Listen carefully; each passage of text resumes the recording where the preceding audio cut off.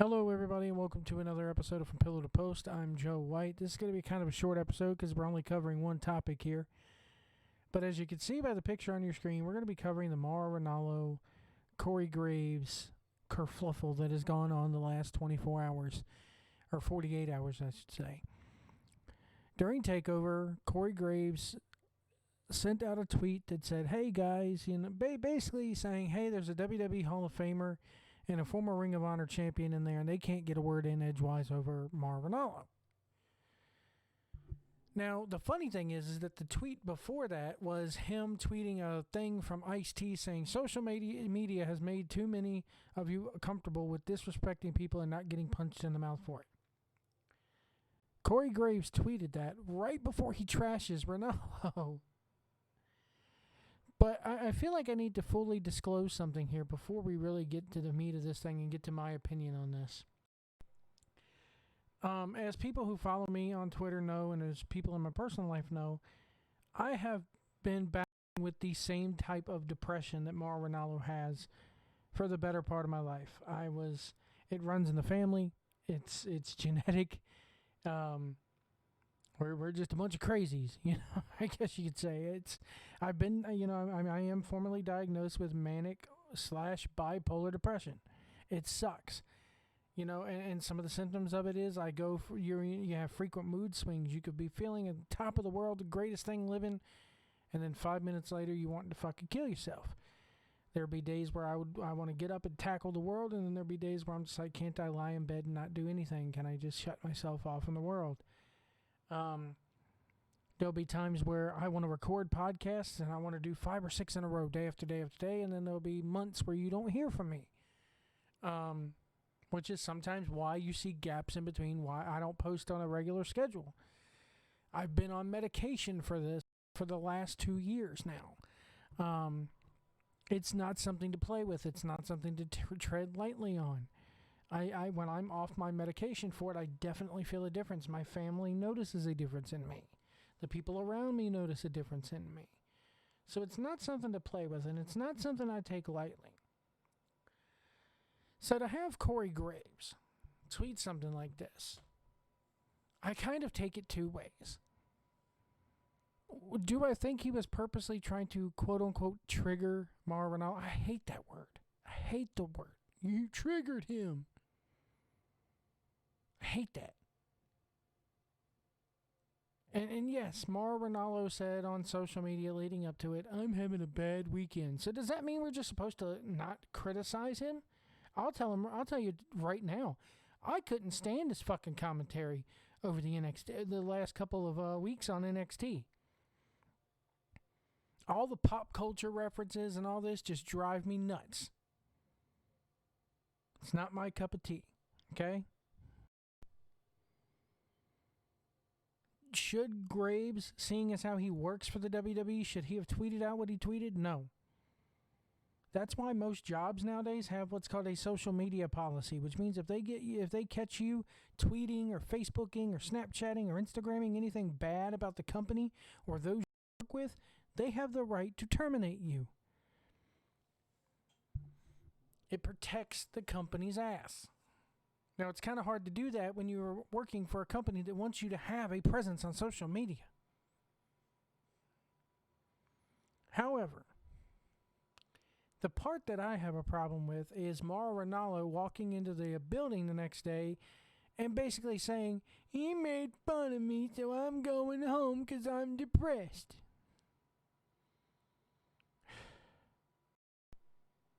If it were any other company, any other job, if I walked into my job tomorrow and said, somebody made fun of me online, doesn't matter whether they work for the company or not. If I were to say, "Hey, somebody made fun of me online and it triggered me, so I'm taking the day off," they'd look at me and tell me, "No, you're going to get you're going to go out there and do your fucking job.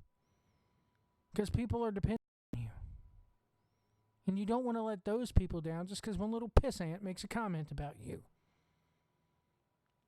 But no. And again, I suffer from this same form of depression, guys.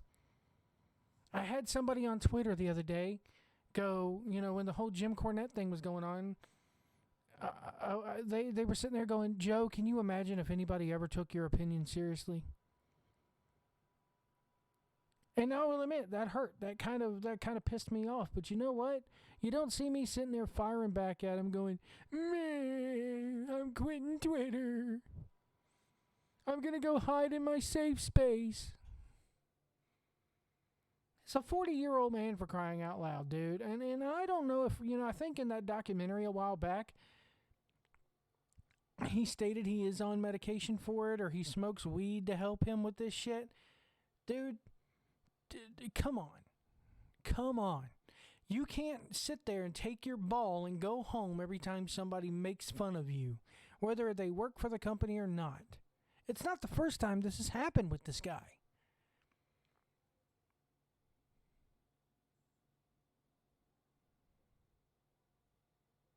You can't sit there and go, he triggered me. Because that's what this is. And then the internet is supposed to be like, oh man, the internet just acts like a diva right along with him. Don't say that. It'll trigger him. He'll go away. You trigger him, Corey Graves. He gotta go get his blankie and go in his safe space with a cup of hot cocoa. Guys, I deal with this. I mean, do I need to take a picture of the fucking medication that I take for this shit?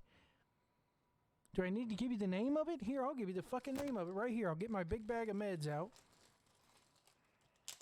And you guys can look this up. Which one is it? It's the empty one. I actually got to go get mine filled. The one that I take for this is called Lamotrigine. Lamotrigine. And I am on 50 milligrams of this daily. Now, you're going to look up the name of this medication and you're going to say, oh, it's used to treat seizures. And right you are. But it has also been proven to be a very good antidepressant. And it works. It works for me, at least. Now, I don't know whether I'm no doctor. I'm no shrink. I'm no psychologist, psychiatrist, voodoo witch doctor. But, dude, Mauro. And people are going to be like, Joe, you're going to trigger him further. He could trigger you further, Joe. Don't say that. Mauro, I like your commentary for the most part. The pop culture references, you need to dial it back. But I love your enthusiasm. I love how the excitement in your voice in certain spots. I love the Mamma Mia thing. But man, you can't keep taking your ball and going home every time somebody makes fun of you or gives their opinion about you. And then Corey Graves, of course, he's doubling down on the whole thing. He's doubling down on it all. And WWE's not stepping in going, hey guys, hold on here. You both play for the same fucking team.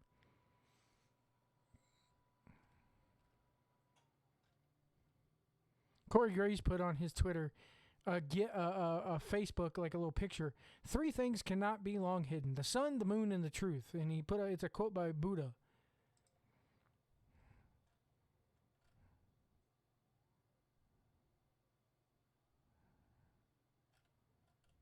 And he still has the tweet up there.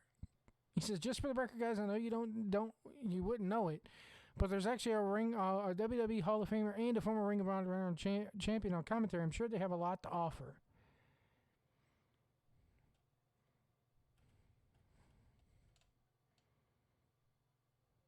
And then he puts, it's far more conducive to be the human condition to be bad than to be wrong.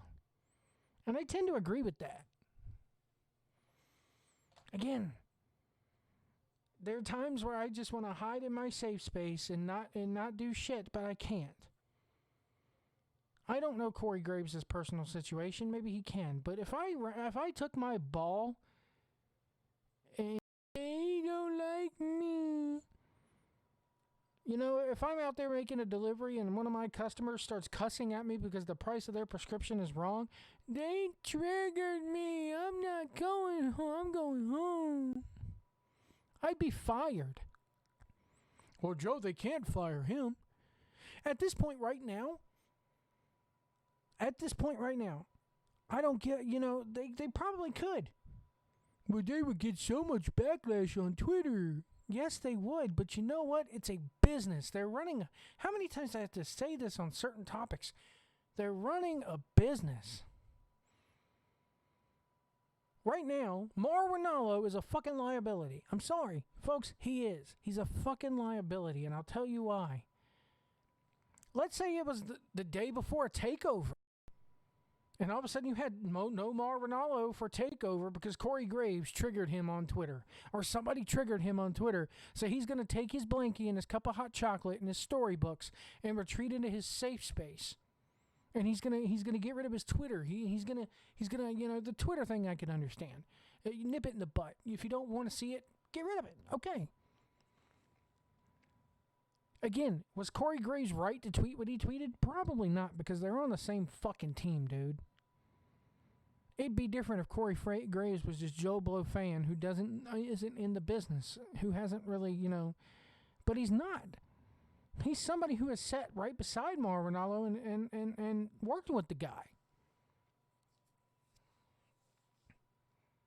But then again, I have to say it that Ranallo, man, just because he's got bipolar depression and he got triggered, that's no reason to walk off the job. And that's what he did.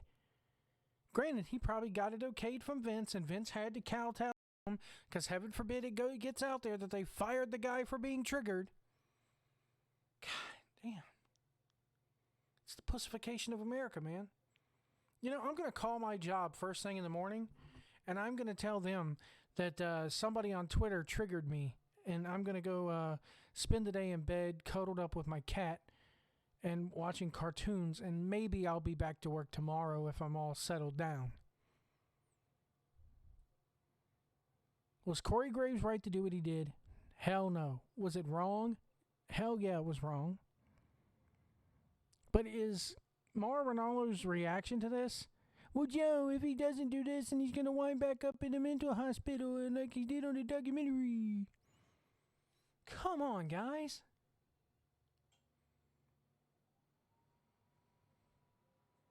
I just don't think that, he's a liability. What if it is, during takeover and he has a meltdown during a takeover, during a TV broadcast, and walks off again? That's what you call a liability. It's why, I just don't think that they should. Maybe they need to find somebody else who doesn't get so triggered. I'm sorry. I'm sorry that Ranallo has this condition. Again, I suffer with it too. But I've never sat there and just said, oh, God, man, this guy triggered me. And maybe Graves needs to go to some counseling. Or not Graves, Ranallo. Maybe Ranallo needs to go to some counseling that helps him not get triggered so easily. And again, I know everybody's different. Everybody handles shit in their own way. But goddamn, this is business, guys. This affected business. Should Corey Graves be reprimanded for this? Yes. But I also think that, for better or for worse, Mauro Ranallo walked in there with Frank Shamrock, who's his manager, and basically they pushed the issue, and I guarantee you if WWE had done anything else but what they did, it would have been all over social media. There go WWE. Daggone told him he had to work under unsafe mental working conditions.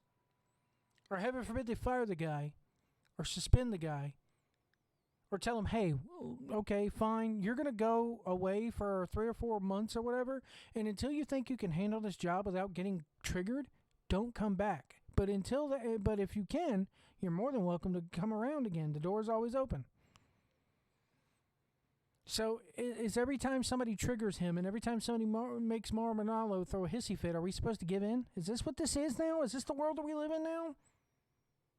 God damn, I have the same type of depression. I wish that worked for me. Every time I wanted to throw a hissy fit and crawl into my safe space because I didn't like what the world said to me today. Fuck, do me that way. Do I think Corey Graves is wrong? Yeah. Do I think Ranallo's reaction to this was a little bit too extreme? Yeah. Do I hope that he could pull through this and that this never happens again? Don't trigger Ranallo. That's the company memo. Don't trigger Ranallo. You have to walk on eggshells and watch what you say around Mauro Ranallo, because heaven forbid, we may not have a NXT commentator, again if he's triggered. Jesus fucking Christ, dude, take a pill. Corey Graves learned to be a little bit more, be a little bit more of a company guy. Frank Shamrock said it best, or I think somebody said it best.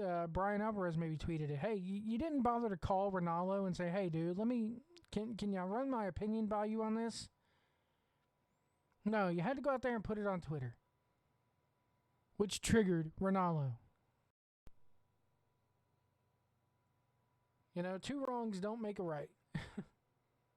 But goddamn, dude, there had to be, Ranallo we could have really used Ranallo's commentary. Ranallo could have really sucked it up last night. And part of this probably is because he didn't want Vince in his ear again. I'm not saying that couldn't be the problem with it. I didn't expect Ranallo. They said Ranallo was going to be there. I didn't expect Mauro Ranallo to be at Survivor Series even before this happened, because he doesn't want Vince in his ear. He can deny it all he wants to, but it's been a well-known fact that that's part of the reason why he left the first time. And then got moved to NXT from SmackDown. So everybody, word of warning, memo out to the entire YouTube, Twitter community, the entire internet wrestling community, and the entire wrestling business. Don't trigger the Ranallo. Because if you trigger him, he's going to run away and not come back. Okay? And if you're Corey Graves, dude, learn to be a team player. Tell the guy this shit off the fucking air. You are a worker. You work with the company, for crying out loud. But to everybody else who's not in the WWE orifice, don't say anything, man, because we're going to lose a good commentator now. And I mean that with all sincerity. He's a damn good commentator when he's not pulling out the pop culture shit every 5 seconds. I enjoy it. NXT would not be the same without him. But we're going to sit there and run into a situation where if somebody farts in his direction and he gets triggered by it, is he going to take his ball and go home and boo-hoo into his hanky? I think this was handled poorly on all fronts. I really do. You've been taken from pillar to post. I'm the manic depressive Joe White. We'll see you down the road.